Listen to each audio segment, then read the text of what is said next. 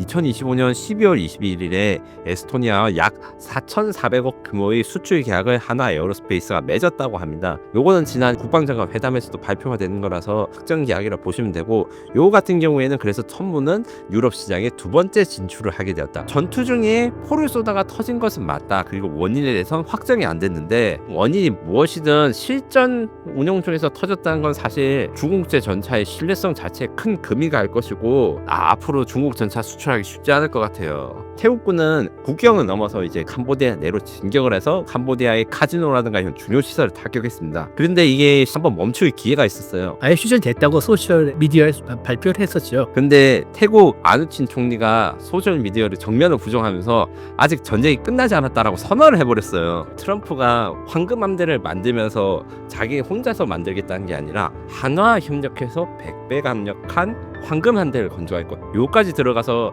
사실은 KDDX랑 트럼프의 황금함대, 이게 다 연관된 이슈라고 생각하시면 됩니다.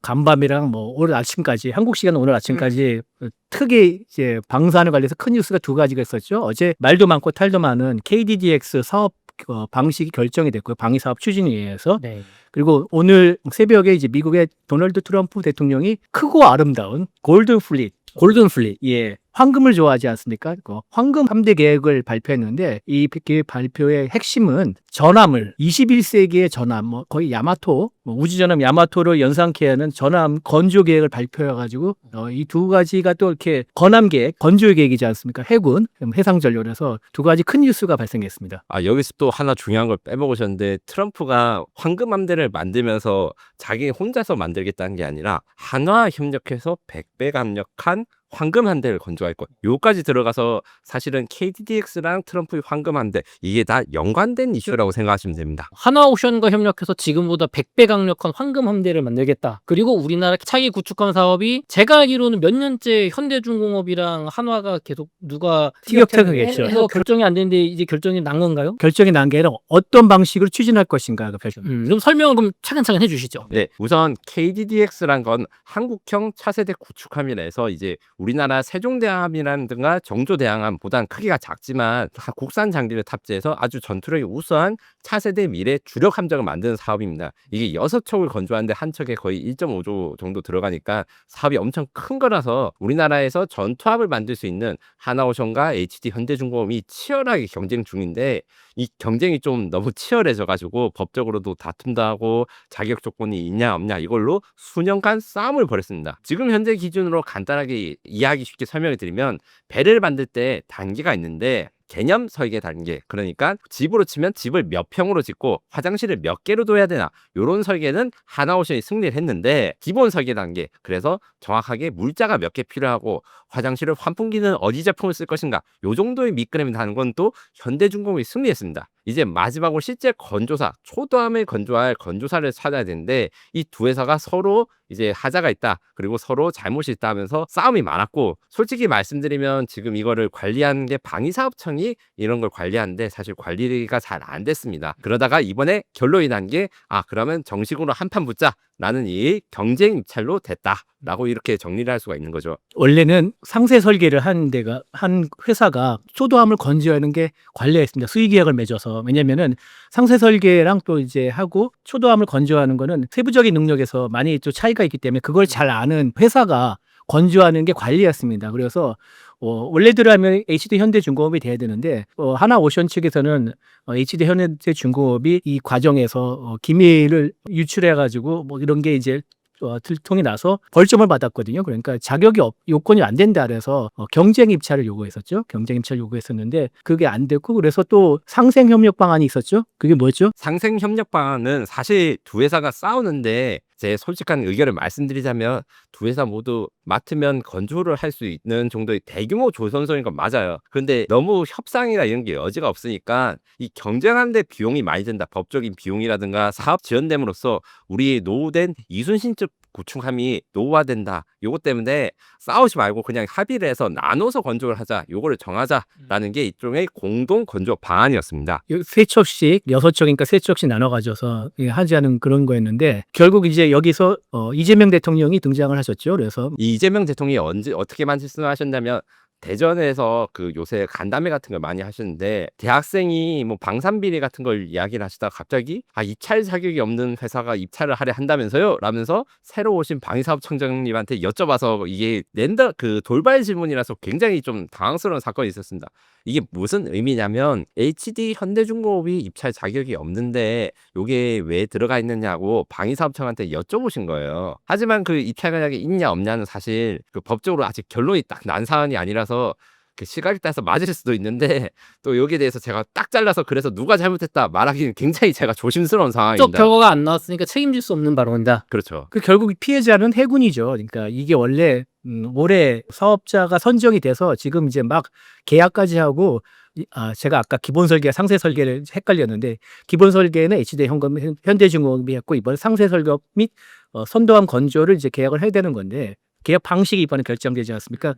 원래는 올해 계약까지 다 해서 상세 설계에 들어갔어야 되는데 아직 이제 어떻게 사업을 추진할까 결정이 돼서 그 내년에 이제 사업자가 또 선정되지 않겠습니까? 그리고 또 경쟁 입찰을 하면은 지금 양사에 굉장히 그 신경이 곤두서고 있는 상태에서 진 쪽은 바로 또 법적인 소송을 올 테고 질질 사업이 늘어질 가능성이 크다는 게 제 개인적 견해입니다. 네, 그래서 제가 평소보다 말을 좀 떠든 거를 아실 수가 있는데 솔직히 제가 말씀드리면 하나오션과 현대중공업 모두 우리나라 K방산에 필요한 중요한 조선소이고 이 두 조선소는 이제 저같이 힘없는 기자한테 너무 무섭기 때문에 팩트만은 말씀드린 건 맞아요. 하지만 이게 참 조심스럽게 단어를 선택해야 되는 이런 문제가 있습니다. 그러면 기자님 결론은 이재명 대통령이 그런 얘기를 했다는 거는 HD 현대중공업은 자격이 없으니까 하나오션으로 빨리 진행해라라고 결정을 내렸다는 거예요. 지금 결론이 그런 의미로 말씀하신 것 같지는 않고 그러니까 이게 우리 맥시님 말씀처럼 왜 현대중공업이 그 자격 요건이 없는 것 같은데 왜 계속 있냐 이런 거를 문의하신 것 같습니다. 그러면은 어쨌든 빨리 이게 결정이 어떻게 누가 어떤 방식으로 할지 정리가 될 가능성이 높다라고 보시는 건가요? 그렇지는 않은 것 같아요. 지금 결정이 이렇게 되면 사업은 항상 그 방위사업 같은데 저 KF21 할 때 맨날 욕먹는데 그래서 네가 언제 나와 네가 말한 거 제가 말한 거 10년 전에 말한 게 이제 실용화되고 이런 거에 흔하거든요. 지금 현재 결정이 됐기 때문에 올해 그러니까 26년 초에 누가 이 사업에 참여할래 이거 지정을 하고 이제 제안서를 쓰는데 제안서 같은 것도 아마 정보 사업 하신 시청자분들 아실 거예요. 제안서라는 게 그냥 PPT 몇 장 쓰는 게 아닙니다. 거의 사람 머리통만한 두께의 두꺼운 책이에요. 그리고 그걸 또 읽어가지고 누가 더 잘했는지 평가를 하는 게 필요합니다. 이런 식으로 사업이 진행되니까 결국 내년 후반에 지금 계획으로는 아마 현대중공업과 하나오션 중 누가 승자인지 결정이 나고 그러면 내후년 2027년에 도면을 이제 그리기 시작하는 거죠. 이 지연되는 게 좀 있습니다. 피해자는 해군이다. 이런 얘기 나오는 건 나오는 거죠.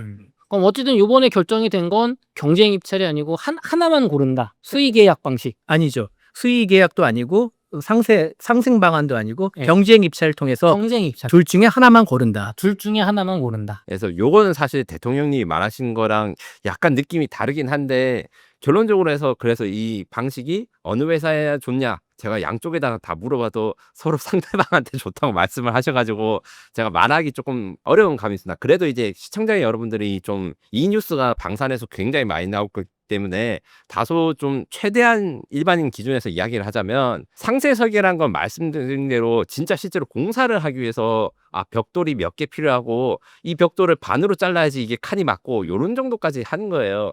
요렇기 때문에 도면 생산하는 게 굉장히 많이 필요하고 앞에 있던 자료를 다 받아야 되는데 그래서 현대중공업 입장에서는 HD 현대중공업이 기본 설계 그러니까 이게 몇 평이고 이 방이 어떻게 설계가 되는지 자기가 다 했으니까 이거 상세 설계를 하기 쉽다 이렇게 주장하고 하나오션 같은 경우에는 이미 공동 설계라는 이런 경험도 있고 자신들도 충분히 진행할 수 있다 이런 이야기를 서로 공식적으로 말씀하십니다. 그래서 누가 더 잘해요? 요거는 저도 모릅니다. 왜냐하면 방위사업청이 이제부터 그것을 검증해 나갈 차례가 됐기 때문입니다. 근데 아까 말씀드렸다시피 기본 설계를 한 측이 정보가 더 많기 때문에 상세 설계를 맞는 게 수의 계획을 맞는 게 관리였고 이번 관리가 처음 깨졌다는데 저는 문제를 제기하고 싶고요. 둘째는 어제 이제 방위사업청이 바로 이제 부인했는데 HD 현대중공업이 기밀 유출 사건 때문에 벌점 받았는데 그 벌점이 원래 다 끝났어요. 끝났는데 그 벌점이 여러 단계에 있어서 그 중에 하나의 벌점은 남아 있다. 이런 또 유권 해석을 내려가지고 요번에 이게 적용이 되네 마네 얘기 맞는데 어제 방위사업청은 현재 결정된 바는 없다. 이런 또 입장을 전달했죠. 요 부분 같은 경우에는 사실 일반인 분들 입장에서는 와 우리 K방산 좋고 힘쓰고 화력 좋고 수출 잘 되고 요런 것만 관심을 가지는 게 당연하긴 한데 이게 저같이 오래 취재한 건 아니면 취재한 사람이나 아니면 이철재 기자님까지 선임 기자들분도 설명하기가 좀 복잡하고 어려운 규정들이 많습니다. 이게 기본적으로 우리나라 방위사업 자체가 지금이야 방위사업이 잘 나간다 K방산 자랑하고 덕분에 이제 저도 이렇게 영상을 찍고 있지만 사실은 방산비리 온상으로 지켜서 어떻게 하면 방산 누가 돈을 쉽게 말해서 후킹하거나 뭐 빼돌리지 않을 것인가 요런 데 너무 집중되다 보니까 사업 진행하는 게 굉장히 느리고 이게 과연 21세기 전쟁에 맞는가 이런 의문이라든가 이제 문제의식을 하신 분도 많죠. 적들이 이미 신무기를 계속 이렇게 만들어냈는데 우리는 이런 걸 심사할 때 너무 오래 걸린다라는 것이죠. 이 과정을 자기애자게 잘라서 투명성을 강조하다 보니까 시간이 엄청 많이 걸려요. 예. 심지어 그래서 제가 아까 말한 머리통만한 책이 있다고 했잖아요. 이게 제안서인데 제안서에 감점한 규칙이 자기 회사가 어떤 회사인지 쓰면 감점이 돼요. 근데 사실은 읽는 분들은 그게 다 알 수 있도록 만들어야 돼요. 이게 약간 무슨 말인지 모르시겠지만 정보 이탈하신 분은 다 압니다. 이 하면서 머리가 터지는 작업. 블라인드 테스트인데 블라인드 테스트인데 자신을 은근히 또 드러내야 하는 또 이런 또 블라인드 테스트죠. 예, 이게 자소서 쓰신 분들 중에 너무 힘든 거 많아요. 저도 자소서 한 100번 쓴 적이 있었는데 그런 것처럼 좀 원리, 이런 규정이 있는 건 이해는 가지만 너무 관료적인 게 많다. 이러다 보면 우리는 사실 방산 수출도 중요하지만 북한의 위협도 있고 주변국 위협에 대해서 빠르게 대응하는 것이 사실 한 템포 늦은 게 또 지금 이런 문제가 생기는 거죠.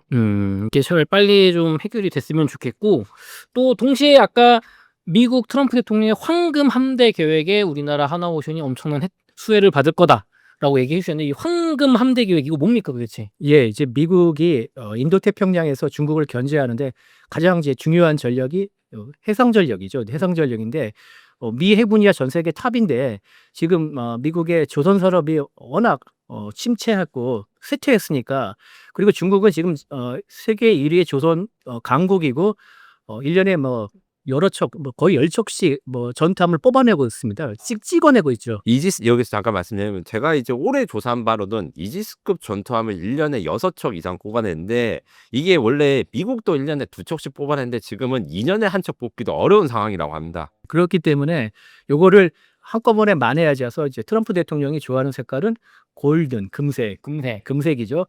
골든 도메이에서 골든 플리스, 황금 함대 계획을 오늘 한국 시간으로 새벽에 발표를 했죠. 근데 뭐 여러 가지 내용이 있는데 저는 일단 주목이 되는 게 트럼프 대통령이 21세기에 전함을 다시 되살리겠다 그래서 3만 톤에서 4만 특급 사이의 규모의 전함인데 이거를 처음에 이제 이 두 척을 빨리 짓고 최종적으로 적게는 20척, 많게는 25척을 뽑아내겠다. 그래서 크고 아름다운 함대를 만들겠다. 그럼 트럼프가 좋아하는 말이죠.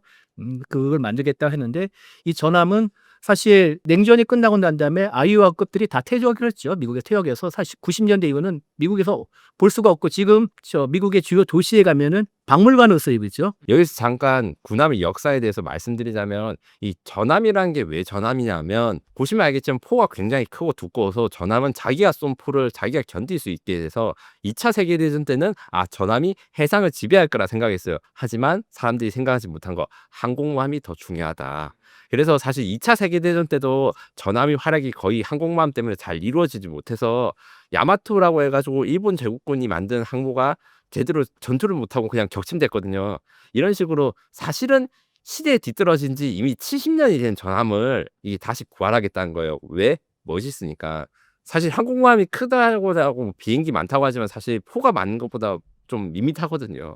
이런 감정을 누구나 가지는 건 자유인데 대통령이 그 나라에 대해서 국방 정책을 정할 때 이런 감성으로 이제 정해가지고 거대한 전함을 만들겠다. 요거는 좀 시대 착오적이고 하죠. 처음에 트럼프 대통령이 전함을 얘기한 건 이제 9월 30일 날 그때 피트 헤그세스 미 국방부 장관이 전 세계에 있는 모든 미군 장성들 다 불러가지고 훈화 교육을 하지 않았습니까? 그때 트럼프가 딱 등장해서 이제 여러 가지 얘기를 했는데 그 중에 하나가 야, 전함이 왜 이렇게 오래됐냐? 나는 이 전함이 오래됐다고 생각하지 않다. 전함은 아직 큰 포를 갖고 있고 강철을 이렇게 두르지 않았냐? 이거 이 포탄 하나리 미사일 한 번보다 싸다. 그래서 나 전함을 다시 만드는 거를 진지하게 고려하겠다. 이렇게 얘기했는데 이 발언에 대해서 아무 누구도 진지하게 고려하지 않았어요. 왜냐면은 전함이 좀 시대착오적이고 아까 맥심이 말씀하듯이 2차 대전 때 항공모함한테 많이 깨졌죠. 일본의 야마토 당시 세계 최대의 전함의 야마토가 미국 항공모함 함재기로 격침이 됐고 그래서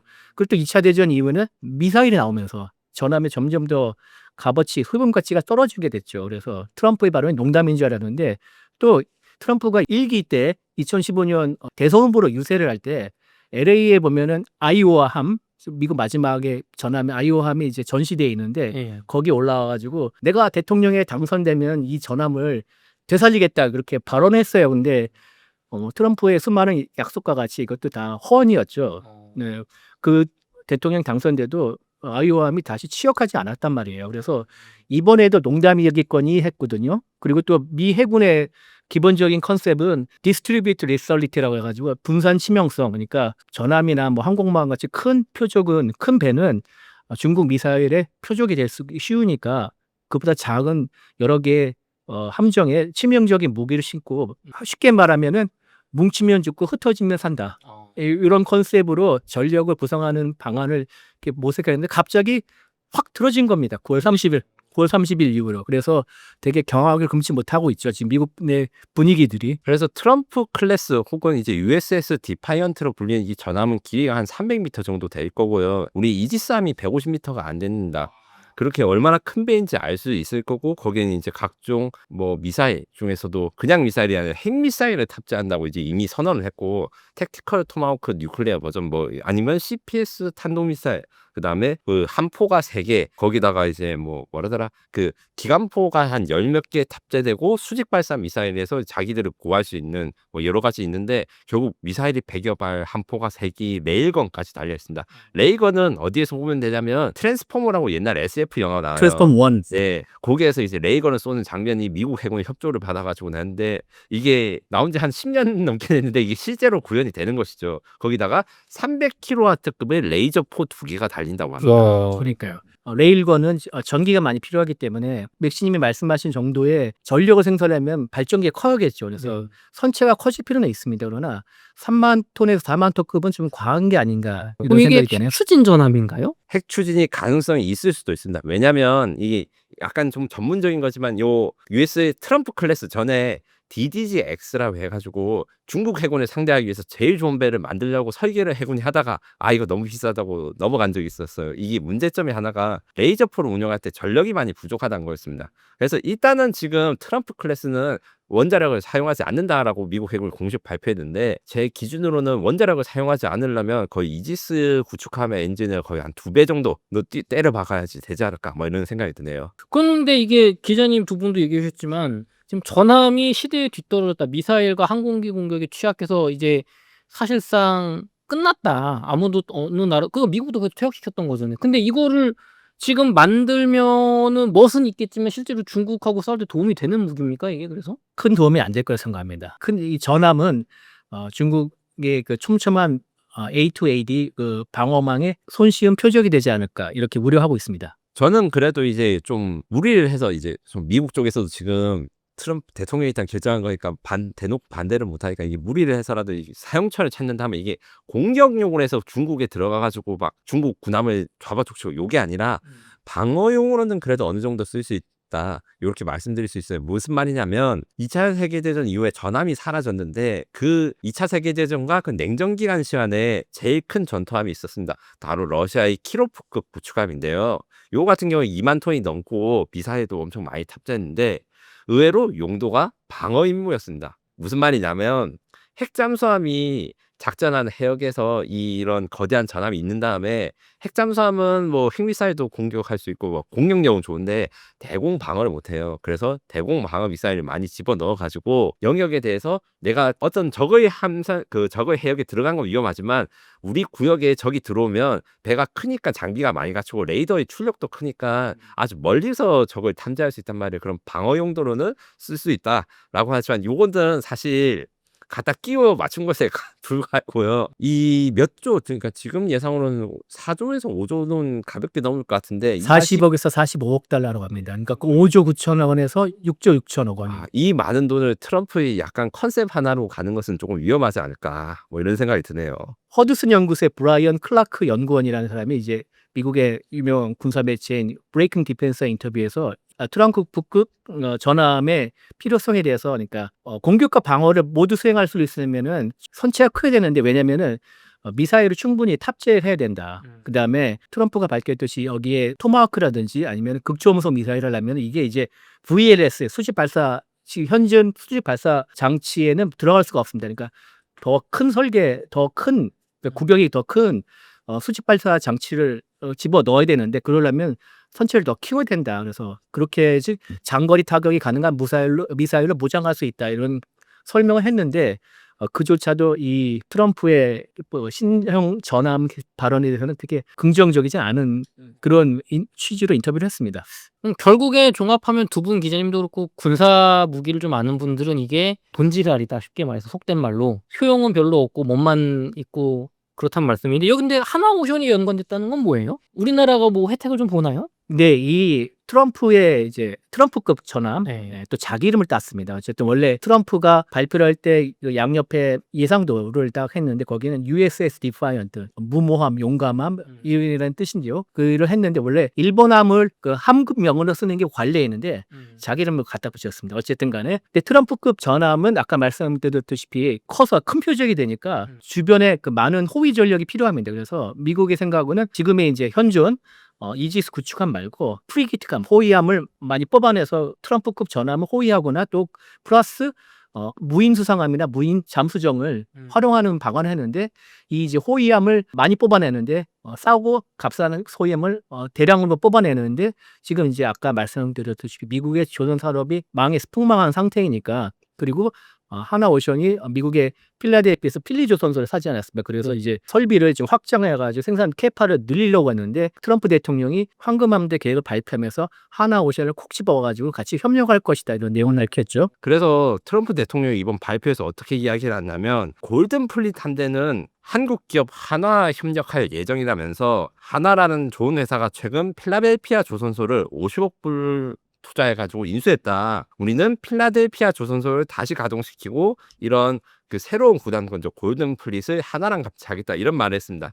여기서 그래서 해석이 되는 게 아까 저희가 말했던 트럼프 클래스를 하나에서 만들다기보다는 FFX라고 불리는 차기 호위함에 대해서 대량 건조가 있습니다. 이게 짧게 이야기를 하면 미국 해군의 함정 건조가 능력이 좀 상실됐다 했잖아요. 그것을 처음에 구원투수로 나온 것은 우리가 아니라 원래 이탈리아입니다. 이탈리아의 핑칸티에일이라는 조선소가 미국에 투자돼가지고 배를 만들었는데 그게 또 실패했어요. 이번 주에. 그래서 만들다가 그냥 때려치겠다 이렇게 발표가 나서 후속함을 어떻게 할까 이런 논의가 되는데 이 후속함은 싸고 많이 만들어서 저희가 이야기하고 있는 트럼프 클래스의 거의 10분의 1 정도 되는 아주 작은 크기지만 수적인 주력함을 만들겠다 이런 계획을 했는데 요게 하나오션이 참여할 수 있다라는 게 트럼프의 발표인 거죠. 그럼 어떻게 보면 트럼프 클래스 이 막강한 전함이 한 가운데 있고 그 주변에 수많은 호위함이 몸빵도 하고 대공방어도 같이 하고 그렇죠. 짜잘한 조선 참여하고 수적인 주력을 우리 하나가 협력해서 같이 만든다. 이 수적인 주력에 대해서는 사실 비판도 많지만 일단 미국 해군이 함대의 숫자를 늘려야 되는 거는 지금 필수적인 거기 때문에 트럼프가 입에서 이 우리나라 조선소랑 같이 이렇게 만들겠다는 건 굉장히 큰 플러스 요소죠. 이게 또 저희가 조금 더 후속 보도가 나오면 두 분을 또 모시고 조금 더 깊은 이야기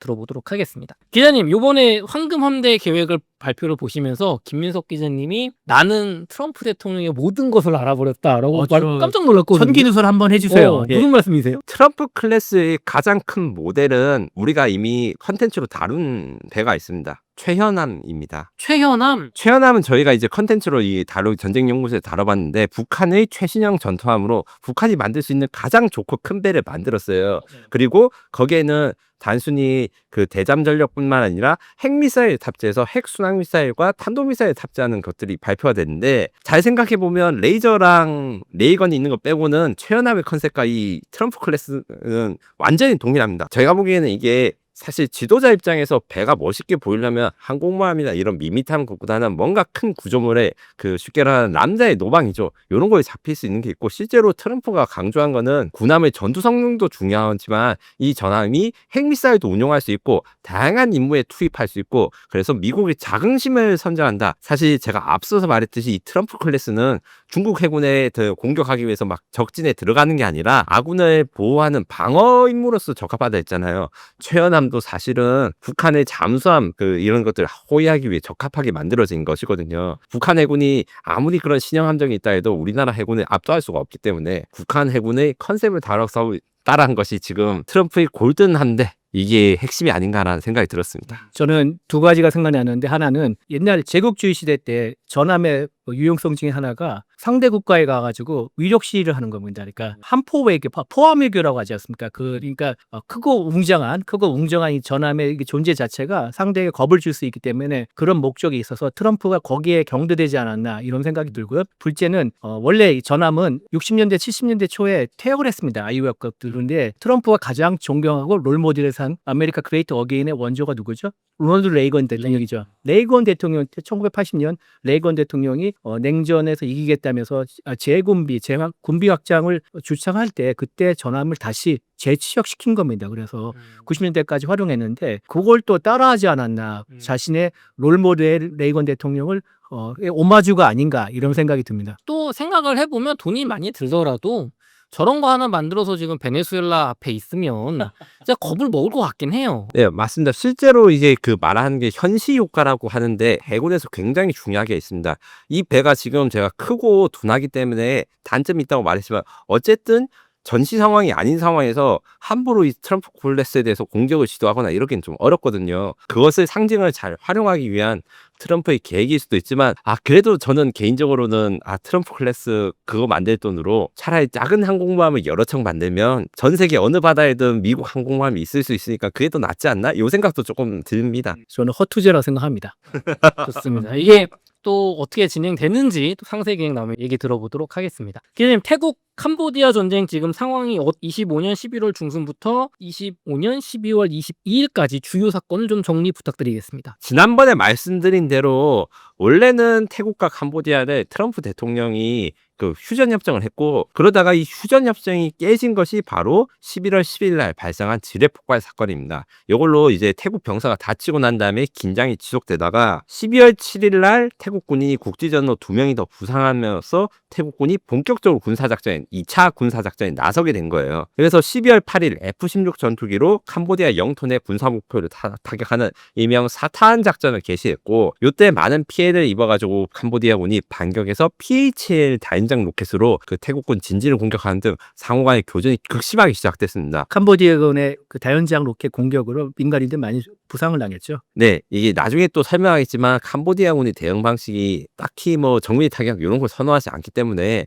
이게 문제가 있었고 그래서 8일부터 11일까지 상호간의 교전이 크는데 일단 캄보디아가 이제 이런 폭격을 받으면 BM-21이라든가 이런 로켓으로 그 태국군 근처에 진지를 발사했는데 이게 로켓이 유도가 안 되니까 민간인 피해도 많아지고 여기다가 이제 태국군은 국경을 넘어서 이제 대규모 병력들이 캄보디아 내로 진격을 해서 뭐 캄보디아의 카지노라든가 이런 중요 시설을 타격했습니다. 그런데 이게 11일 날 한번 멈출 기회가 있었어요. 트럼프 총리가 양국 정상한테 전화를 한 다음에 휴전이 될 것 같다라는 이야기를 했다가 아예 휴전됐다고 소셜 미디어에 발표를 했었죠. 근데 태국 아누친 총리가 소셜 미디어를 정면으로 부정하면서 아직 전쟁이 끝나지 않았다라고 선언을 해버렸어요. 모든 위협이 사라질 때까지 계속하겠다 전투를. 그래서 13일에도 태국이 폭격과 군사작전을 지속했고 특히 12월 15일에는 앙코르와트 근처 지역까지 공격을 해서 이게 아주 내륙까지 공격을 해서 국경으로부터 거의 70-80km 정도까지 군사력이라든가 폭격이 이루어졌다. 거기다가 지금 교전이 산발적으로 계속되고 있는데 지금 이제 녹화 날짜가 지금 23일인데 내일 아세안 그 동남아 협력기구에서 최종적으로 이게 휴전 협상이 이루어질 전망인데 솔직히 이루어질지 안 이루어질지 저는 잘 모르겠습니다. 원래 그 7월에도 태국과 캄보디아가 한번 붙었는데 그 당시에 사실 트럼프보다 말레이시아가 중재에 나서서 일단 전투를 멈췄고 트럼프가 가운데 서서 휴전 협정문을 조인한 거지 않습니까? 사인한 것인데 그래서 이번에도 또 말레이시아가 나서서 원래 이제 아세안 의장국이 또의 신분으로 말레이시아 총리가 말레이시아군 최고 사령관을 단장으로 해서 그 감시팀을 분쟁 지역에 파견한다 그래서 내일 열릴 아세안 외무장관 회담에 앞서서 현재 상황과 해결책을 담은 보고서를 제출할 예정이라거든요. 그래서 보고서의 내용에 따라서 내일 회의가 어떻게 열릴까 이게 이번 분쟁이 멈출 것인가 아니면 장기할 것인가 가르는 분수령이 될 것 같습니다. 그럼 기자님, 내일 아세안 회의에서 23일 아세안 회의에서 말레이시아가 태국과 캄보디아의 전쟁을 휴전으로 이끌 수 있다, 없다 두 분 어떻게 예상을 하시나요? 저는 할 수 없다고 생각해요. 지금 현재 그 사상자가 태국군이 22명, 캄보디아군이 19명 이상 그렇게 해서 사상자 규모 면에서는 사실 우크라이나 전쟁이라든가 뭐 다른 전쟁보다는 작다고 생각하지만 지금 피난민이 50만 명이 넘는다 해요. 요 상황에서 사실 바로 전쟁을 끊어버리면 피난민들 입장에서는 이게 전쟁이 다시 올지 두렵기도 하고 화가 나잖아요. 특히 양국 국민들의 국민 감정이 안 좋은 상태에서 정치인들끼리 이렇게 합의하고 이렇게 하면 이게 잘 진행되지 않을 것 같습니다. 저는 내일 아세안 외무장관회담에서 당장 아니라도 어느 정도 해결책이 마련돼서 올해가 끝나기 전에는 휴전에 이르지 않을까 이렇게 조심스럽게 예상을 하는데 일단 태국군이 이제 두 가지 목적이 있습니다. 하나는 더 이상 국경 분쟁에서 캄보디아군이 힘을 못 쓰도록 위험 요소를 제거하는 게 있는데 지금 공습하는 모습을 보니까 캄보디아군이 전투기가 없지 않습니까? 그래서 이제 장거리 화력 지원을 다연장 로켓이 하는데 다연장 포구가 하는데 다연장 로켓을 중심으로 이렇게 보이는 족족 타격을 해서 어느 정도 제압하지 않아서 제압을 했다. 그러면은 소기의 성과를 1번 목표는 소기의 성과를 거뒀고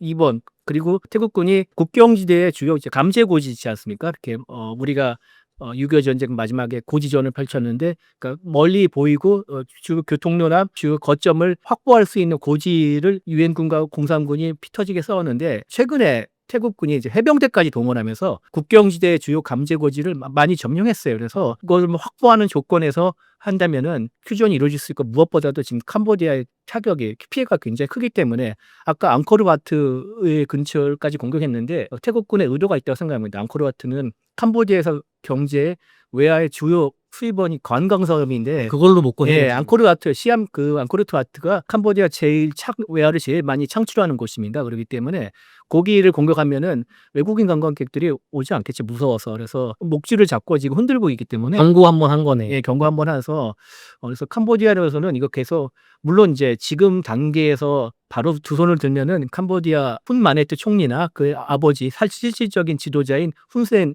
상원 의장으로서는 큰 타격이 있겠지만 적당히 태국이 체면만 채워주는 그런 방안을 내준다면은 휴전에 이룰 수 있지 않을까 생각합니다. 기자님, 근데 이게 또 제가 찾다 보니까 캄보디아군이 사용하는 중국제 무기가 굉장히 많다고 하는데 이건 또 어떤 얘기입니까? 캄보디아는 사실 중국산 무기를 많이 사용하는데 대부분 다 노후화되긴 했지만 몇 가지는 위협적입니다. 그 중에서도 이제 PHL-03이라고 해서 6대 정도가 있는 다연장 로켓인데 요것은 좀 사거리도 길고 크기도 커요. 상황에 따라서 이제 300km라고 하는데 아직 그 탄약이 있는지는 확인이 안 됐고 일단 기본 탄이 한 130km의 사거리를 가지고 있으니까 천모보다 더 사거리가 길어요. 천모가 239mm 직경인데 요건 300mm 정도 되거든요. 요거를 사용해가지고 캄보디아가 태국의 진지를 일부 파괴했다는 설도 있는 등 태국군이 경계 1순위로 삼는 제일 큰 무기고 이 외에도 PF-89 대전차 로켓 우리로 치면 이제 로우라고 해가지고 가볍게 들고 있어서 전차를 쏠 수 있는 이런 것도 보유하고 있다고 하고 그리고 GAM-102LR이라고 하는 대전차 미사일도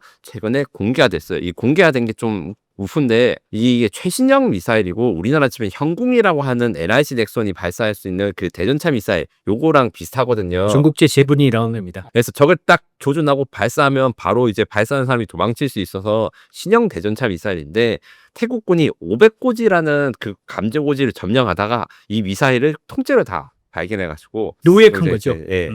땡 잡은 거예요, 거의. 예. 여기다가 이제 캄보디아군이 유일하게 믿을 만한 그 비밀 무기 하나가 있는데 KS-1C 대공 미사일입니다. 요 대공 미사일은 이제 함대공 미사일을 개조해가지고 만든 건데 기본적으로 항공기를 요격할 수 있어가지고 지금 전투기가 없는 캄보디아 입장에서는 태국군이 전투기를 요격할 수 있는 유일한 자산이에요. 그게 약 32기 보유하고 있다는데 문제는 태국 공군이 잘해서 그런지 아니면 캄보디아 공군이 뭔가 의도가 있어서 그런지 지금까지 전쟁에서 한 번도 발사된 바가 없습니다. 두 가지 해석이 있죠. 하나는 태국 공군이 캄보디아군의 그 중국제 대공 화력 무기에 대해서 약점을 잘 알아서 제밍을 한다든지 전자전을 걸다든지 아니면 가시거리 밑에서 사각을 파고드는 방법으로 하고 있다. 공격하고 있다. 그 둘째, 캄보디아군 훈련 수준이 형편없다. 이 두 가지 해석이 있죠. 무기의 약점을 파고들었거나 아니면 캄보디아가 잘 못해서. 그리고 캄보디아는 동남아시아의 대부분의 국가들은 중국과 남중국해에서 영유권 문쟁을 벌이고 있습니다. 그래서 중국이 사실 이렇게 인기가 없는데 캄보디아는 동남아시아에서 라오스와 함께 중국의 우방 국가입니다. 그래서 중국이 상당히 많이 신경을 쓰고 있는 나라예요. 그리고 반면 이번에 이제 캄보디아 무력 분쟁을 벌이고 있는 태국은 원래 이제 미국의 동맹국인데 중립 외교를 차원에서 중국의 이제 1대1로 투자도 많이 받고 그다음에 이번에 문제가 되었던 VT4 전차 있지 않습니까? 이 전차도 중국에서 수입을 해왔어요. 근데 이 전차가 이틀 동안 200발을 쏘고 포신이 지금 갈라져가지고 파열이 돼서 되게 화제가 되고 있죠. 이게 저희가 3부에서 다루겠지만 중국제 전차가 포를 쏘다 보니까 포가 터졌다. 불량이라서. 아니 그럼 캄보디아군이 이렇게 중국제 무기 많이 쓰고 있는데 지금 전투가 형편없이 깨지고 있잖아요. 이게 뭐 무기가 안 좋아서 그런지 아니면 뭐 이렇게 무기가 중국제 무기 수량이 뭐 많지 않아서 태국이 세서 그런 건지 왜 그런 건가요? 복합적인 해석이 있을 수 있겠는데 캄보디아 측에 유리하게 해석을 하자면 캄보디아는 전면전을 위해서 지금 국지전에서의 희생을 줄이고 피해를 좀 감수한 내용이 있다. 이렇게 이야기를 합니다. 왜 이렇게 이야기를 하냐면 태국군이 캄보디아의 그 국경을 넘어가지고 군사기지를 점령하고 이러는데 저항이 거의 없어요. 이게 오합지졸인지 아니면 그냥 냅두고인지 솔직히 이 시점에서는 알기가 힘들고 만약에 태국이 전면적으로 그 캄보디아 전체를 점령하겠다 하면 이게 진짜 실력이 드러나겠죠. 그래서 전투력을 온전시키려고 한다. 이런 썰이 있고 두 번째로 실제로 그냥 못하기 때문에 나오는 썰이다. 이것도 사실 상당히 가능성이 있는 게 기본적으로 캄보디아 군 같은 경우에는 독재 국가의 특성상 사실 수입이 좋고 강한 파워 엘리트인데 그 엘리트들의 수입원이 뭐냐 결국에는 각종 범죄단지 범죄인들이나 아니면 카지노한테 이권을 받는 건데 최근 몇 년간 이게 잘 공급이 되지 않고 있었어요. 요거를 감안했을 때 이 군인들이 또 일할 맛이 없어서 가지고 연습을 제대로 안 한 것이 아닌가 이렇게 볼 수도 있습니다. 다만 생각보다 이제 캄보디아 내부 그러니까 캄보디아 국민들이 독재 정권에 대해서 이번 기회에 막 갈아치우자 이런 것보다는 태국을 침략자로 인식하고 약간 방어를 해야 된다 이렇게 생각해야 하기 때문에 전쟁 의지를 캄보디아의 전쟁 의지를 완전히 꺾기는 좀 어렵다라고 정리할 수 있습니다. 근데 이번 무력 분쟁이 민족주의를 자극하는 문제까지 얽어져가지고 원래 동남아시아에서 고대 시대에는 최강자가 크메르 제국이었습니다. 크메르 제국이 지금 캄보디아 전신이었어요. 전신이었는데 이제 중세 이후에 이제 태국이 커지면서 캄보디아는 태국에 눌려 있었죠. 그런데 이번 기회에 그래서 이제 캄보디아 국민은 훈센 정권이 싫다 하더라도 태국은 침략자고 우리 땅을 지켜야 한다는 이런 인식이 강하죠. 그렇기 때문에 이게 이제 지금 상태에서 이 사태를 누르지 않을 경우에는 전면전으로 해서 더 걷잡을수없이 커질 가능성이 크다고 생각할 수가 있죠. 거기다 태국이 평소에 캄보디아 시민들에 대해서 사실 국민 감정이 안 좋아서 이게 약간 국민 서로 앙금이 있었던 게 터졌다라고 해석할 수밖에 없고 이 때문에 사실 한국에 계신 외국인 분들도 막 그 국적을 확인하고 싸우고 하는데 아 맞아요. 국내에서도 그랬었죠. 네, 제 3자 입장에서 솔직하게 말씀드리면 왜냐면 이렇게 저희가 주제를 하면 그쪽 나라 분들이 또 검색을 타고 오세요. 그래서 저희 입장에서 보면 어찌됐든 두 나라의 그 서로 주장이나 이런 것들은 이해가 가지만 평화를 좀 찾았으면 좋겠다라는 생각이 듭니다. 그리고 태국군의 능력이 생각보다 대단하다고 생각하는 게 태국군은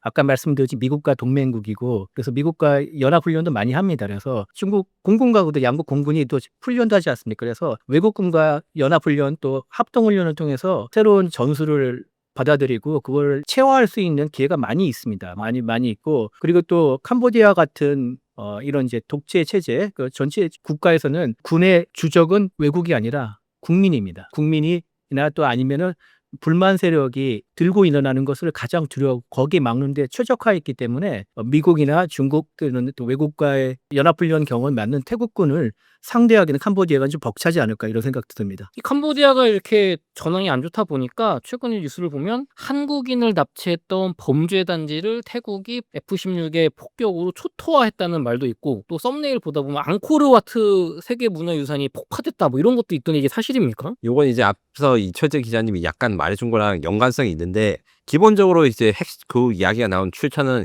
12월 15일 시엠립주를 폭격한 사건 때문에 그런 거예요. 요거는 정확하게 이제 태국 공군이 밝힌 목표는 앙코르와트는 아니고 사이춤 내약 교란과 트모다 카지노를 타격했다는데 요 위치를 보니까 앙코르와트에서 좀 멀리 떨어져 있긴 해요. 다만 카지노라는 부분에서 아셔야 되는 게 이게 이철재 기자님이 정확하게 분석해 줬는데 앙코르와트 근처의 관광 단지였던 부분까지 폭격을 했다. 그리고 그 교통역까지 공격했다는 것에서 태국이 여기에 대해서 경고를 날린 거라 이렇게 생각하시면 되고 다만 여기서 나온 트모다 카지노라든가 이런 지역에서 한국인이 있었다는 사실은 확인되지 않았고 오히려 이와 별개로 이제 12월 20일에 몬돌까리 주에서 한국 캄보디아 경찰이 연합해가지고 보이스피싱 조직 26명을 체포하고 피해자 1명을 구출했다 이런 이야기가 나왔습니다. 요 같은 경우에는 지금 현재 정확하게 이야기를 하자면 태국 공군이 폭격에 낸 것이 이루어진 것이 우리 캄보디아에 있는 보이스피싱 총책을 체포하거나 피해자를 구출한 것은 일단은 별개로 돌고 있고 지금 현재 상황에서는 캄보디아의 모든 영토가 뭐 태국한테 넘어가고 이런 게 아니기 때문에 대한민국은 사실 캄보디아랑 협조를 하면서 이렇게 잡아들이는 것도 그게 팩트입니다. 그리고 태국이 캄보디아의 카지노 그러니까 주로 이제 범죄 단지라고 불리죠.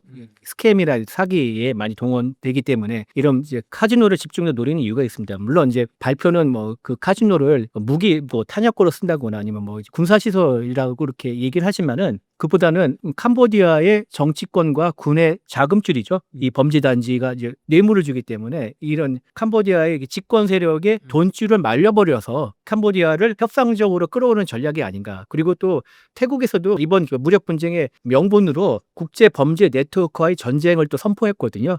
그래서 19일에는 무슨 일가 있었냐면 태국 방콕에서 주요 국가들 불러와가지고 국제 사기 퇴치 심포지엄, 국제 심포지엄을 열었습니다.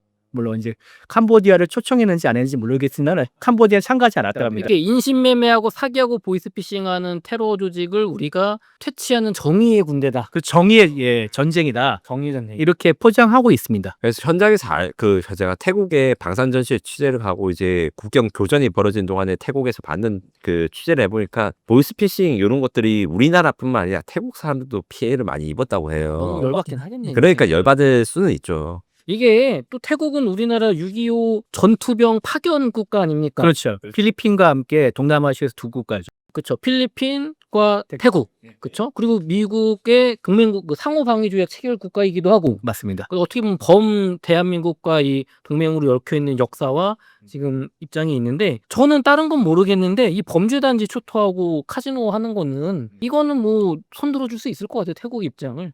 범죄를 때려잡는 거니까. 좋습니다. 저희 이어서 중국산 전차가 이게 싸우다가 폭파가 됐다. 결함후 이 얘기가 있는데 제가 너무 일찍 스포일러를 했군요. 아닙니다. 다음 3부에서 다뤄보도록 하겠습니다. 기자님, 이철재 기자님이 2부에서도 잠깐 언급해 주셨지만 중국제 VT-4 전차가 태국군이 이제 중국에서 받아서 운영 중인데 이게 포탄을 발사하다가 폭발해서 태국군이 크게 다쳤다는 이야기가 있습니다. 이게 무슨 얘기입니까? 제가 이쁘게 했죠. 이쁘게 스포일러 했죠. 맞아요. 예, 2025년 12월 12일 현지 미디어에 태국군 VT-4 전차가 손상된 게 올라와서 처음에는 이 SNS상에서 뭐라고 퍼졌냐면 캄보디아군이 열심히 용감하게 반격을 해서 태국군 전차를 격파했나 보다 이렇게 알려졌다가 이제 진실로는 사실은 태국군 VT-4 전차가 사격하다가 포가 폭발을 했다 이런 것인데 육군 대변인이 직접 나서서 해명을 했죠. 그럼 사실인 거네요. 중국산 전차가 결함으로 폭발했다. 그래서 이제 오늘 23일 기준에서는 또 한 대가 더 폭발했다는 소식이 있어가지고 확인해 봤는데 아직까지는 확인이 더 필요하고 어쨌든 전투 중에 포를 쏘다가 터진 것은 맞다. 그리고 원인에 대해서는 확정이 안 됐는데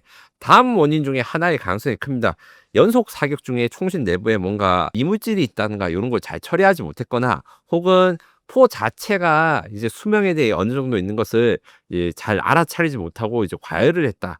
혹은 포신 냉각이 없이 관리를 잘못해서 터졌다. 이게 세 개 중 하나인데 세 개 중 원인이 무엇이든 실전 운영 중에서 터졌다는 건 사실 중국제 전차의 신뢰성 자체에 큰 금이 갈 것이고 요거 같은 경우에는 앞으로 중국 전차 수출하기 쉽지 않을 것 같아요. 이게 포신이 이 정도 싸우다가 터진다는 게 용납되기 어려운 수준의 품질인 건가요, 이게? 이게 이제 일단 태국군이 이 VT4 전차를 전차전에 쓴 게 아니라 아까 이제 말씀드린 국경지대 고지전, 그래서 보병의 화력 지원을 했습니다. 그러니까 상대 진지에 직접 포를 쏴가지고 하는 이건데, 그러면은 날탄이라고 해서 이제 전차를 상대하는 게 아니라 고폭탄, 그러니까 인마살상용 고폭탄을 썼으면은 아무래도 포압이 날탄보다는 좀 덜하지 않겠습니까? 그리고 이틀 동안 약 200발 정도를 썼다고 합니다. 찾아보니까 이 VT4의 포신이 500발까지 쏘고 그다음에 교체하는 게 그거를 권장한다고 돼 있는데요. 200발이라면 뭐 그 권장보다 좀 못한 거죠. 네. 그 이전에 얼마나 썼는지 모르겠으나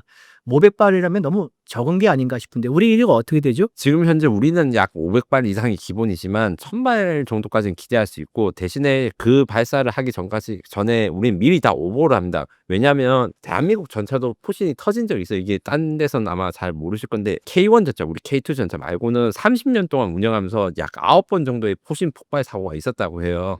근데 요거는 이물질이라든가 이런 것들을 다 알려주고 이제 고장 조치를 한 다음에 2010년대 이후엔 이런 일이 잘 벌어지지 않았는데 포가 쏴서 터지는 사고가 있을 수 있는데 문제는 이게 훈련 중에 터졌다.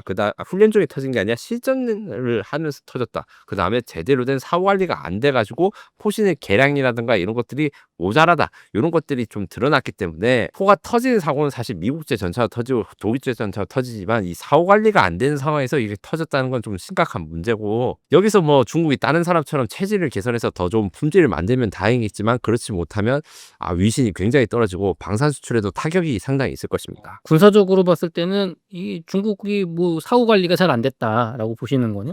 그럼 이게 또 태국군 그 안에 그럼 전차 안에 타고 있던 분들은 어떻게 된 겁니까? 지금 3명이 VT4 전차에 타는데 그중에서 2분이 다치고 다행히 돌아가신 분 없는데 중상자가 있답니다. 화상이 좀 있어가지고. 전차 안에서 터지면 크게 다치시겠죠. 그렇죠. 잘 회복을 하셨으면 좋겠고, 근데 또 반면에 중국제 대전차 미사일 공격을, 그러니까 캄보디아가 중국제 대전차 미사일을 쏘는데 태국군이 통나무 장갑으로 이거를 또 막았다는 얘기는 이거 무슨 얘기입니까? 통나무 장갑은 뭐예요? 보통 이제 슬랫 아머라고 하죠. 그래서 지금 원래는 이라크전이나 이런 때 이제 미군인들이 RPG-7이죠. RPG-7 같은 대전차 화기를 막으려고 철망을 이렇게 장갑 차량 옆에다 이렇게 달아놨죠. 그리고 이번에 우크라이나 전쟁에서는 이게 좀 더 확대가 돼가지고 뭐 각종 철망 이번 태국군 같이 뭐 통나무 이런 것들을 많이 드론 공격을 막으려고 그렇게 해놨었죠. 그런 것 같은 경우에 최대한 쉽게 원리를 설명해 드리자면 그 RPG-7이든 이번에 사고 났던 PF-89 대전차 로켓이든 원리가 똑같아요. 로켓이 가다가 적의 장갑에 닿으면 앞에 버튼 같은 게 있습니다. 이 버튼이 회로 버튼인 거예요.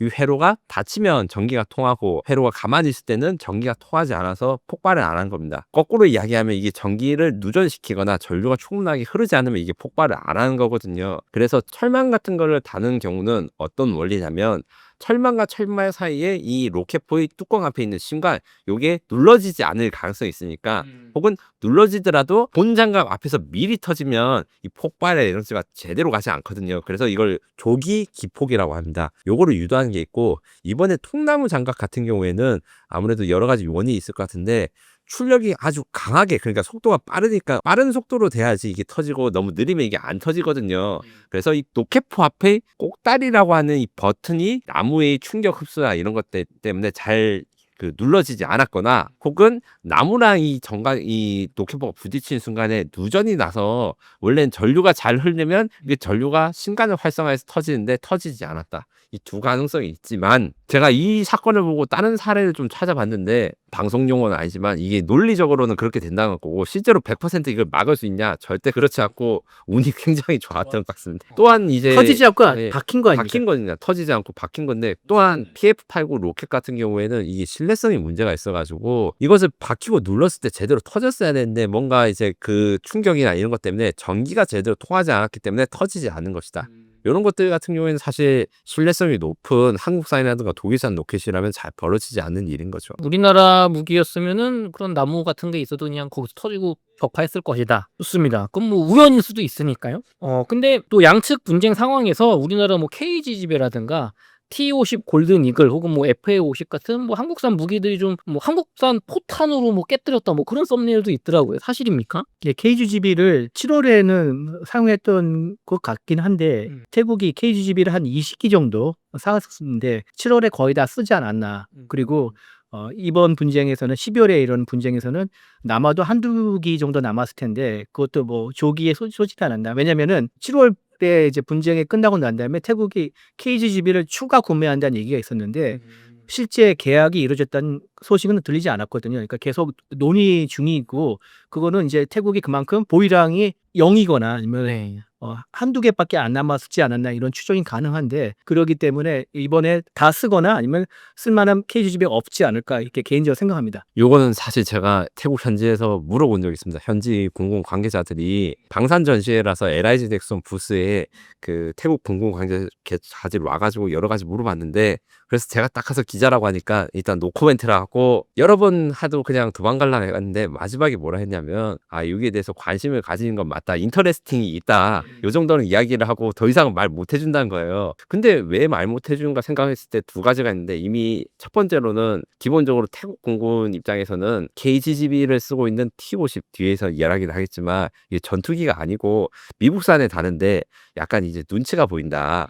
미국산 걸 홍보를 해줘야 된다. 요것도 있고 두 번째로 더 살지 말지 이미 내부적으로 논의는 끝난 것 같은데 몰래 살 것 같아요. 그래서 우리 같이 이제 K방산 소식을 아는 입장에서 이 수출 이런 걸 아는 게 좋은데 고객들이 자기가 샀다는 걸 알리지 않고 싶어하는 고객들이 좀 있습니다. 주로 이제 중동 국가들이 그렇죠. 관심 있지만 사더라도 몰래 사고 싶다. 네, 언론에 안 알리고 물론 그리고 몰래 쓰고 싶다. 그러면은 이제 뭐 태국에서 이렇게 중국산 전차도 그렇고 좀 무기가 시원찮잖아요. 지금 신뢰성도 그렇고 지금 캄보디아에도 우리 무기가 가 있습니다. 캄보디아에 우리나라 무기가 가 있나요? 뭐가 가 있죠? 네, 그 60 트럭이라고 해가지고 군생활 좀 구돈반인가요? 네, 오래 하신 분들은 귀엽네요. 자기가 탔었던 그 트럭이 어쩌다 보니까 이제 공여 물자로 지정돼서 찌도 쓰는 것 같은데. 밭짓은 제가 좀 확인해 봐야 될 것 같은데 아마 갔을 가능성이 있습니다. 이게 노후된 물자를 공유하는 대로 쓰고 캄보디아도 사실 우리 적국은 원래 아니기 때문에 우국가죠. 둘 다 우리 우방 국가죠. 예, 그런 그 전쟁이 터지기 전에 그렇기 때문에 그래서 이런 인식 살아야겠죠. 저는 뭐 이런 자리가 생길 때마다 눈이 말씀드리는데 스파이더맨 이런 대사가 나오지 않습니까? 큰 힘에는 큰 책임에 따른다. 그래서 우리가 K방산이 수출이 잘 돼서 여기 나라 많이 가는 건 좋지만은 수출할 때도 좀 세심하게 고려할 될 사항이 많이 있어요. 정치적 상황 같은 거. 그러니까 태국과 캄보디아 어떻게 보면은 K방산의 무기가 서로 싸우게 된 꼴이 아닙니까? 이런 상황이 안 일어나도록 좀 세심하게 관리할 필요가 있지 않을까 생각은. 비슷한 걸로 저는 올해 큰일 날 뻔했다면 한숨을 좀 내쉬었던 사건이 있는데 2025년 9월에 네팔 혁명 사건입니다. 이게 뭔 말이냐면 네팔에서 시민혁명이 일어나서 정부가 바뀌었는데 이때 군과 경찰들이 썼던 무기가 우리나라 다 군인들이 썼던 K2 소총이에요. 그래서 혹시 K2 소총이 민간인들을 살해하는데 집단 발포하거나 그러지 그러지 않을까 너무 조마조마했는데 다행히 그런 일이 일어나지 않아서 한국산 무기가 이런 데 쓰지 않았다는 오명은 벗을 수 있었으나 앞으로 우리 K방산이 잘 나가면 나갈수록 물론 우리는 방위산업 수출할 때 돈 준다고 무조건 사는 거 아니에요. 그 나라가 좀 믿을 만한 나라인지 다 계산을 하지만은 그렇죠. 많이 하는 가능성이 있어서 요건 좀 조심해야 된다라고 말씀드릴 수 있습니다. 한국산 무기가 포탄 사용된 것 중에서 이제 또 썰이 도는 게 있습니다. FA-50이 사용됐다는 썰이 있어가지고 확인을 해보니까 태국의 저널리스트가 페이스북 메시지에 FA-50이 사용되었다 이렇게 글을 올렸어요. 그래서 제가 다른 태국 언론인한테 물어보고 이제 팩트 체크를 했는데 이게 다른 분들이 또 실수를 하셨던데 태국 공군에는 FA-50이 없습니다. T-50가 있죠. T-50TH란 버전이 가 있고 물론 이걸 표시를 할 때 태국 공군은 FA-50과 비슷하다고 이야기를 하는데 명식은 전혀 다르기 때문에 FA-50은 지금 아직 태국군이 없는데 누가 이제 투입됐다고 말씀을 하셔가지고 이게 사실관계 좀 바로잡기 위해서 꼭 말씀드립니다. 그럼 T-50TH가 골든 이글 우리나라 훈련기 겸 경공격기. 근데 이게 실제로 전투에 투입됐다는 썰이 있지만 아직 100% 확인된 건 아니다. 네, 물론 태국 언론인이 이것을 페이스북에서 주장을 했는데 제가 이제 다른 언론인한테 물어보니까 이게 태국 공군이 확인을 해준 게 아니고 사진도 아직 공개를 하지 않았다 해서 있을 수도 있고 없을 수도 있지만 일단 무조건 FA-50은 지금 쓰이지 않았다. 이게 결론이고 잘못된 사실이 퍼지면 안 되니까 이거 꼭 남겼습니다. 근데 또 이제 태국에서는 지금 우리나라 KGGB나 FA50 뿐만 아니라 다른 한국산 무기를 전쟁이 장기화되면 또 이번에 중국산 무기 한계도 갔으니까 더 구매해야 된다는 그런 이야기도 있다고 하는데 또 어떤 구매 가능성이 있는 무기들은 뭐가 있을까요? 우선 안 쓰였다고 하는 일단 FA50 요게 태국 공군의 관심이 특히 뜨겁고요. 이게 FA50과 T50이 뭔 차이가 있냐 하는데 핵심은 RWR이라든가 CMDS 뭐 이런 몇 가지 장비가 있습니다. 자체 방어 장비가 있느냐 없느냐. 그래서 레이더도 있지 않습니까? T50은 레이더가 있긴 한데 적이 미사일 쏘면 알아차리고 이런 게 좀 어려워서 실전에 투입하기가 좀 문제가 있습니다. 근데 FA50은 이게 다 완비가 되어 있기 때문에 FA50에 대한 수요가 있고 실제로 지금 현재 FA50 수출 협상이 카이랑 태국 사이에서 진행되고 있는 걸로 알고 있습니다. 요게 되면 또 큰 거래가 될 것이고 한 12대 이상은 판매가 될 거라고 생각하고 KGB도 저도 솔직히 이렇게 해서 추가 구매를 했는지 안 했는지 제가 명확하게 말씀드리긴 어렵지만 제가 태국 공군이라면 반드시 산다.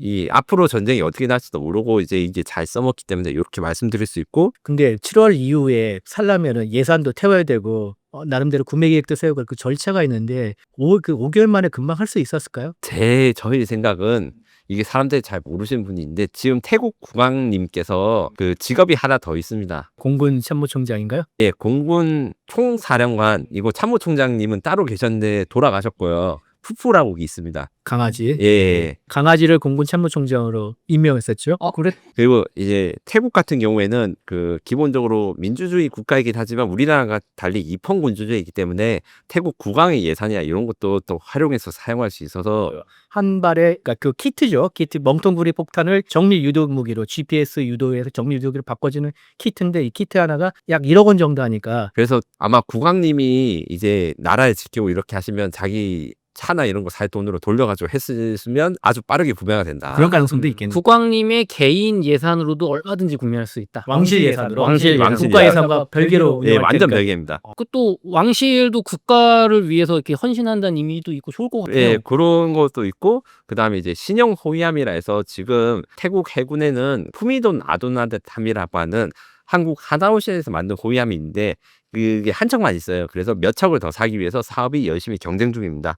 하나오션, HD 현대중공업, 그다음에 SK 오션 플랜트가 경쟁 중입니다. 그 말고도 제가 보기에는 이거는 태국에서 한 말이 아니라 제가 태국 사람들한테 이야기를 하고 있는데 천문학 K9 자주포 K2 전차도 이 상황이 되면 아마 태국이 사야 되지 않을까 이렇게 말을 하고 있습니다. 근데 저는 개인적으로 그럴 가능성이 좀 낮다는 게 그 정도 산다면은 태국이 동남아시아 짱 먹고 주변 국가를 압도할 군사력을 유지하면서 어떤 패권 국가 작은 지역에서 일정제 패권 국가로 나서야겠다는 그런 야망이 있어야 되는데 태국은 그런 야망이 없는 것 같고 아까 말씀드렸다시피 이제 호위함을 한국에서 한 척을 샀고 한 척을 더 주문했는데 코로나19 때문에 국가 예산이 이제 부족해서 취소하지 않았습니까? 그걸 다시 건조할 가능성은 있으나 K2 전차나 K9 자주포 천무까지 가기는 조금 무리지 않을까 싶습니다. 저는 그런데 중국산 전차 이번에 터진 김에 중국산 전차 한번 버리고 뭐 이렇게 하지 않을까 이렇게 말씀 한번 드리고 싶은데 특히 전차 같은 경우에는 지금 우크라이나산과 중국산을 두 개 운영하고 있어요. 태국군이 경전차라 해가지고 스팅레이 경전차가 있는데 요거는 너무 오래된 거고 그래서 노후화하고 됐으니까 사실 제가 이제 현대로템 관계자라면 이제 태국에 가가지고 추라이 한번 떠먹어보세요 이렇게 할 생각이 좀 들고 자주포도 우리 K9보다 훨씬 좀 성능이 떨어지는 이스라엘제 아트모스 2000이라는 걸 쓰고 있거든요. 그런 거 생각하면 좀 다만 이제 로켓 같은 경우에는 이제 이스라엘제가 먼저 팔아가지고 여긴 좀 어려운 게 있습니다. K9도 사시고 천무도 사시고 KGGB FA50 신형 호위함 이런 거 사셨으면 좋겠고 또 지금 어제 제가 조한모 목사님 인터뷰하다 들은 건데 태국 해군이 캄보디아를 해상 봉쇄하고 있다. 네, 해상 봉쇄하겠다는 계획을 발표했죠. 발표하고 뭔가 움직임이 있다고 하는데 여기에 또 우리나라 배가 지금 또 기여를 하고 있다면서요. 호위함 쪽에 지금 수출했지 않습니까? 그것이 바로 푸미돈 아둔 아데탐입니다. 원래 태국 해군에 대해서 잠깐 이야기를 드리자면 태국은 중국에서 또 함선을 수입했다가 이게 솔직히 말하면 좀 안 좋다. 왜냐하면 태국이 중국 배를 수입할 때 중국산 무장이라는 걸 다 한 게 아니라 배만 중국으로서 사고 근데 내부 장비는 여러 가지 짬뽕을 했는데 이게 별 평가가 안 좋았어요. 그러다가 본격적으로 서방제 구축함을 사자고 했는 게 푸미돈 아도나함인데 요 같은 경우에는 사실 우리 가장 강력한 경쟁자가 있습니다. 튀르키예가 저가 공세를 하기 때문에 우리가 또 좀 열심히 나서야 되는데 우리는 성능이 더 좋다. 요걸로 어필을 하고 있고 지금 캄보디아랑 태국 사이에 국경선 문제도 있지만 영해 문제도 있다고 해요. 그 지도를 보시면 알겠지만 태국과 캄보디아 이렇게 맞닿아 있고 바다도 이렇게 반으로 나눠야 되는데 태국과 캄보디아에 있는 사이에 있는 바다가 또 자원이 또 많다고 합니다. 요 이슈도 있다고 합니다. 아, 저 또 해군 강화도 필요하겠네요. 태국이나 캄보디아도. 좋습니다. 저희 이어서 또 우리나라 무기가 지금 북유럽에서 불티날리게 팔리고 있고 팔려 나갈 수도 있다가 아니라 진짜로 이번에 천무 수출됐다. 수출 계약 기쁜 마음으로 발표할 수도 있다고 하니까 4부 이어가 보도록 하겠습니다. 김민석 기자님 맨날 저랑 인터뷰 하시면서 곧 수출됩니다 얘기해서 저도 욕을 많이 먹고 드디어 됐네요. 도대체 언제 수출돼 욕 많이 먹었는데 드디어 2025년 12월 한화 에어로스페이스가 에스토니아 이제 북유럽 그 동유럽 쪽에 있는 국가죠. 발트 3국이 에스토니아에 4,400억 규모의 천무를 수출했다고 하는데 에스토니아 천무 왜 일단 이거 수출 확정입니까? 예, 확정이 돼가지고 2025년 12월 21일에 에스토니아와 약 4,400억 규모의 수출 계약을 하나 에어로스페이스가 맺었다고 합니다. 요거는 지난 이제 정상회 그 국방장관 회담에서도 발표가 되는 거라서 확정 계약이라 보시면 되고 요 같은 경우에는 그래서 천무는 그 유럽 시장에 두 번째 진출을 하게 되었다. 폴란드 다음 고객을 받게 됐다. 요런 의미가 있습니다. 그래서 발사대 6문과 사거리 이제 세종유 되는 이제 유도미사일 세종을 3년간 공급하는데 요때 좀 특이한 게 우리나라 천무만 사는 게 아니라 하이마스랑 천무를 같이 사요.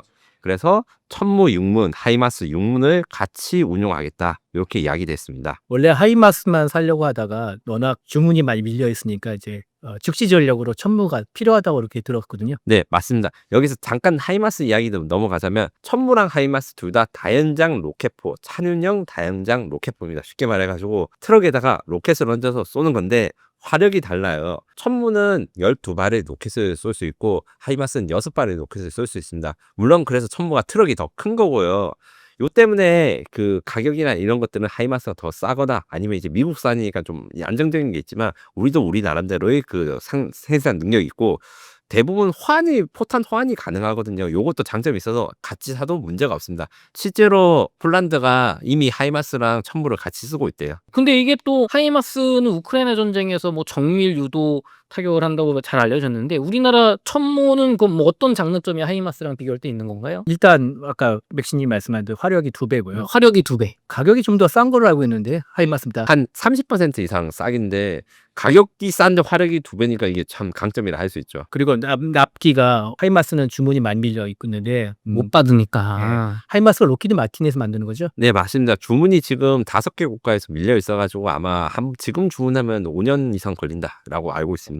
우리 하나 에어로스페이스 같은 경우는 배달의 민족이니까 금방 납기를 확실하게 신속하게 지킨다 이런 또 장점이 있죠. 다만 이제 하이마스에서 원래 천무가 딱 한 가지 밀렸던 단점이 있었는데 요것도 지금 해결됩니다. 무슨 말이냐면 GPS가 문제예요. 원래 이제 하이마스는 미국산 로켓포다 보니까 유도 로켓을 사용하는 GPS도 미국 군용 걸 쓰는데 지금까지 천무 같은 한국산 천무 유도 로켓 같은 경우에는 수출할 때 이 미국산 GPS를 못 썼어요. 왜냐하면 미국군이 허락을 맡아줘야 되니까. 근데 요걸 해결하기 위해서 지금 하나 에어로스페이스는 BAE 시스템즈라는 영국 방산회사가 있어요. 여기가 GPS 수신기를 잘 만들거든요. 협의를 해서 군용 GPS를 쓰지 않더라도 민수용으로도 정확하게 유도할 수 있는 항재민 GPS, 그래서 전파방해를 받아도 이제 잘 유도되는 요거에 대해서 개발이 나서서 이제 유일한 단점도 해결된 셈이죠.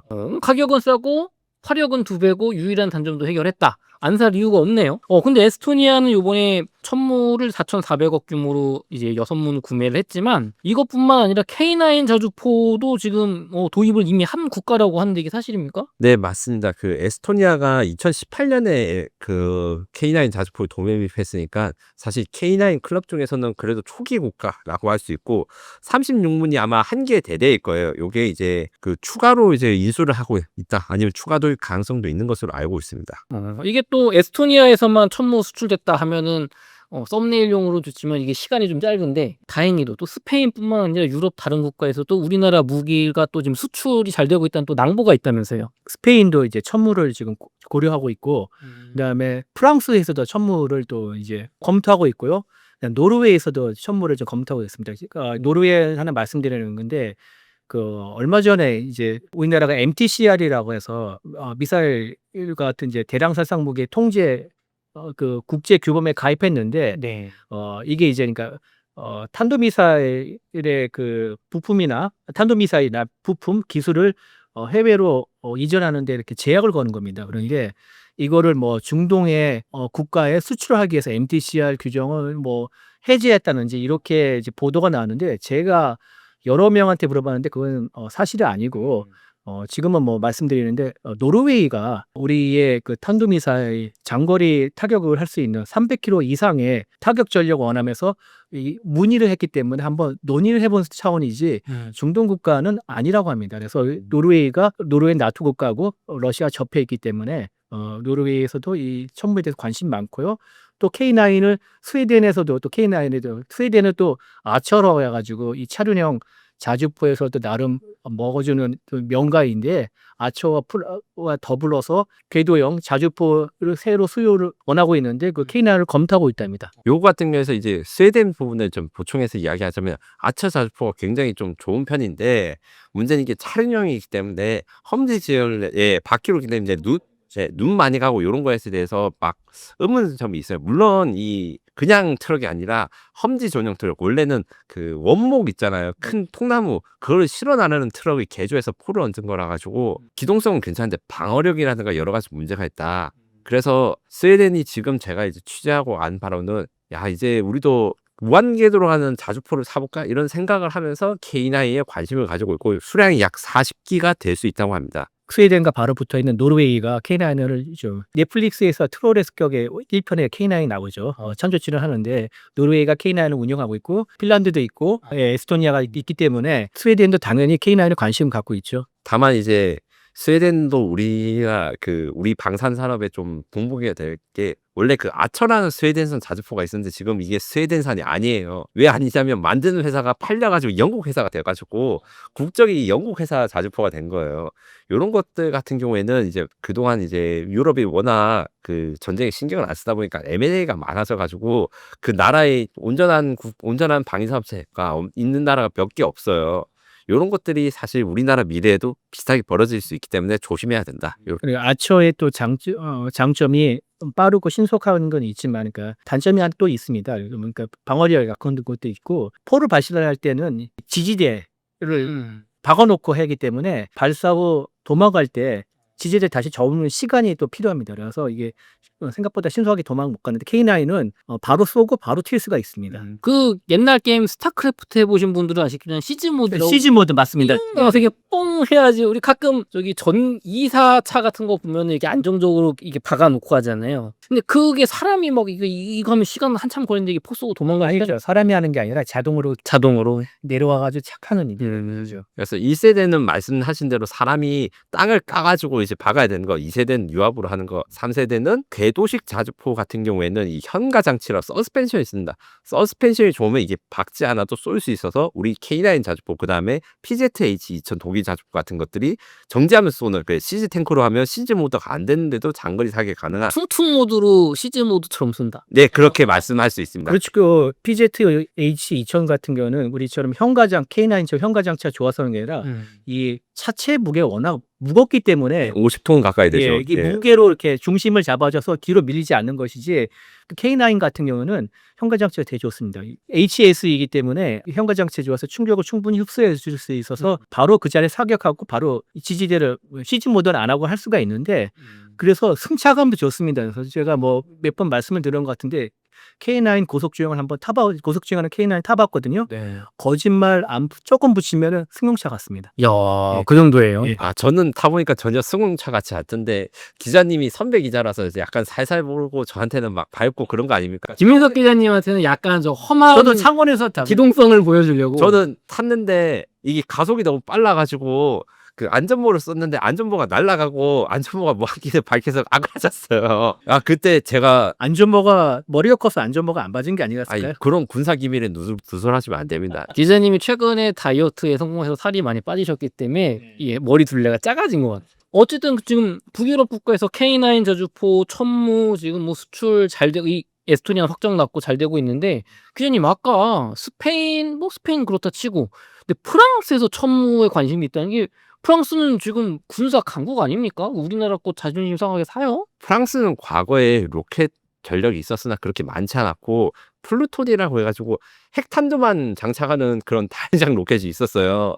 근데 그걸 시절에서 사용하지 못하는데 이 상황에서 다연장 로켓을 선택하려면 이스라엘산, 그다음 미국산, 한국산이 필요합니다. 이 세 개의 후보지 중에서 이스라엘산이 사실 프랑스 내에서 정치적 문제가 있어요. 원래 이스라엘과 프랑스는 친한데 최근 들어가지고 프랑스 내부 시민들이 그 이스라엘의 하마스 전쟁하는 것을 좀 여론이 안 좋습니다. 반이스라엘 감정에 여론이 되게 팔레스타인 너무 그렇죠. 핍박한다. 예, 그것 때문에 미국은 이제 하이마스 사면 미국산 사면 또 자존심이 안 좋은 아, 프랑스 분들이 또 미국산 못 사죠, 이거. 그래서 이제 한국의 천무에 대항하는 게 인도죠. 예. 그래서 경쟁자가 제가 알기로 인도산 그 다연장 로켓과 천무가 경쟁하는 걸로 알고 있습니다. 왜냐면은 프랑스가 인도에 라팔 전투기를 팔아주지 않습니까? 그래서 이제 약간 절친교역식. 구상무역, 그러니까 바터의 형식으로 인도 무기를 수입할 필요성이 있기 때문에 인도산 다연장 로켓을 검토하고 있는데 성능 차이가 워낙 나서 그 한국 천무의 성능이 워낙 월등하게 뛰어나기 때문에 이 경쟁이 어떻게 될까?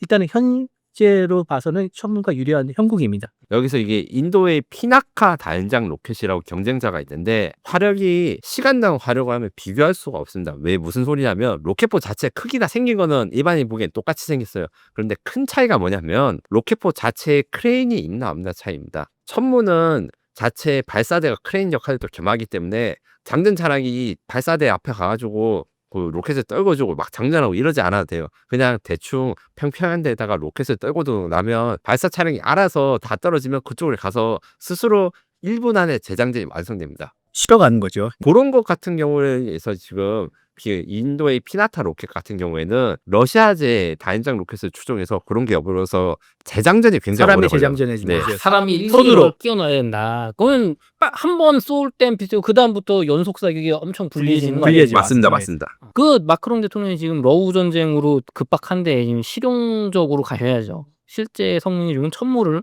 구매하셨으면 좋겠습니다. 좋습니다. 오늘 이렇게 좀 즐거운 소식 이야기로 오늘 참 모처럼 실제로 수출도 되고 기분 좋은 얘기 많이 나눠봤는데 많이들 보셨으면 좋겠습니다. 네, 예. 이거 좋아요와 구독과 좋아요 시청 많이 해주시고요. 이철재 기자님, 김민석 기자님 끝으로 저희 웅달 책방에 이철재 김민석의 전쟁연구소를 사랑하시는 구독자분들을 위한 한 말씀 부탁드리겠습니다. 올해도 참 전쟁도 많았고 분쟁도 많았고 많은 사람들이 다치고 죽고 괴로워했습니다는데 국제 정세를 가만히 보니까 내년은 더 평화롭고 안전해져야 되는데 이 전 세계가 더 전쟁의 수렁텅이에 빠지게 될까 되게 두렵습니다. 특히 저는 이제 한반도 정세도 되게 간단치 않을 것 같아가지고 걱정이 되는데 아무쪼록 아무 일도 없었고 그리고 또 전 세계에서 분쟁들이 빨리 그치고 평화가 찾아오기를 좀 간절히 바랄 뿐입니다. 말씀해 주신 대로 대한민국 방위사업이 지금 내년에 숙제가 큽니다. 기본적으로 우리는 수출을 하는 게 전쟁을 확대하는 게 아니라 전쟁을 빠르게 종결시키고 우리 친구들, 우리 동맹국들이 안전하게 나라를 지킬 수 있게 도와주는 역할을 해야 된다고 생각하거든요.